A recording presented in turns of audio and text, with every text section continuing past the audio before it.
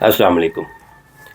صدقہ صرف اللہ تعالیٰ کے راستے میں پیسے دینے کا نام نہیں، لوگوں کی اس تنگ خیالی کو نبی پاک صلی اللہ علیہ وآلہ وسلم نے دور فرمایا ہوا ہے۔ ابو ذر رضی اللہ تعالیٰ عنہ سے ارشاد فرمایا تمہارا مسلمان بھائی سے ملتے وقت مسکرا دینا بھی صدقہ ہے، کسی بھٹکے ہوئے کو راستہ دکھانا بھی صدقہ ہے، نیکی کی دعوت دینا اور برائی سے روکنا بھی صدقہ ہے، کسی اندھے کو راستہ دکھانا بھی صدقہ ہے، راستے سے پتھر کانٹا یا ہڈی ہٹا دینا بھی صدقہ ہے، ایک ڈول سے دوسرے ڈول میں پانی انڈیل دینا بھی صدقہ ہے۔